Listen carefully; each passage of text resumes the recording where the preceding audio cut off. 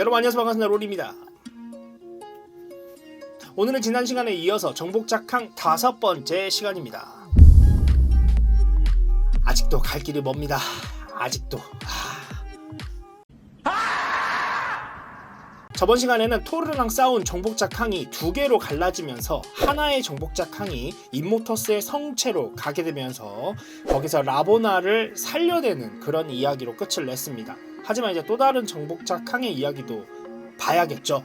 그 두 개로 갈라진 정복자 캉 중에 41세기로 돌아간 정복자 캉에 대해서 알아보려고 합니다. 실질적으로는 사실 지금 나오는 정복자 캉의 이야기가 사실 메인 스토리입니다. 메인 스토리. 네. 이 분기된 정복자 캉이 너무나 많지만 이 메인 스토리의 정복자 캉만 잘 따라가도 어벤져스와의 이 빌드업, 최종 빌런으로서 빌드업이 잘 맞춰져 가고 있다. 코믹스에서 이렇게 볼 수 있을 것 같습니다. 이 정복자 캉도 어쩔 수 없는 인간이었다 라는 그런 부분들도 한번 탁 짚고 넘어갈 수 있을 것 같습니다. 그럼 바로 정복자 캉 5번째 이야기 시작해보도록 하겠습니다. 같이 가볼까요? 가자! 톨에 의해 나눠져 41세기 지구 6312로 돌아간 캉은 작은 반란이 일어나자 진압을 했고 계속 라보나를 되살릴 방법을 찾고 있었습니다.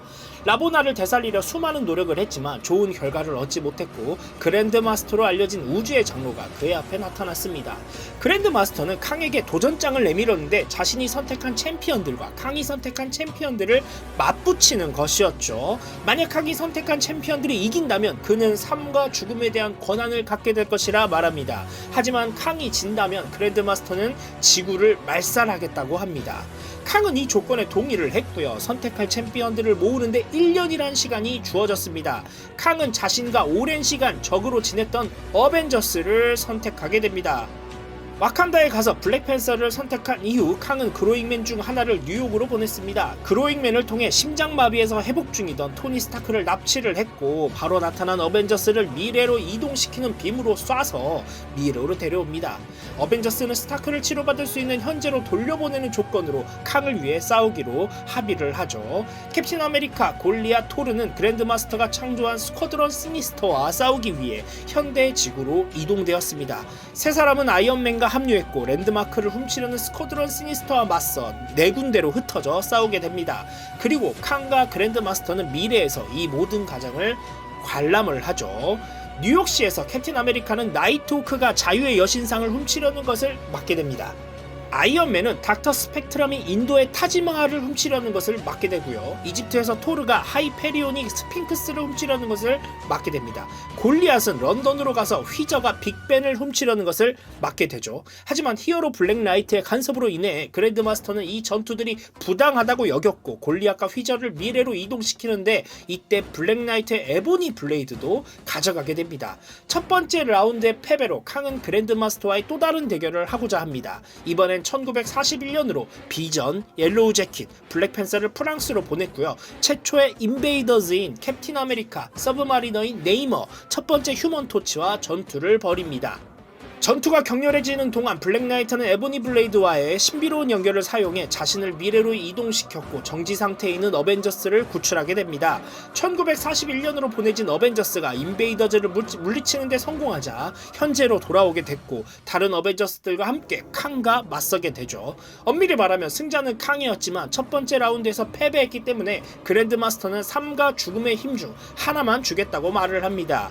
어벤져스에 대한 증오로 인해 캉은 라보나를 구하는 힘보다 어벤져스를 죽이는 힘을 선택을 하죠. 그러나 당시 어벤져스의 멤버가 아니었던 블랙나이트는 캉의 힘에 면역이 된 상태였으므로 블랙나이트가 캉을 쓰러뜨리게 됩니다.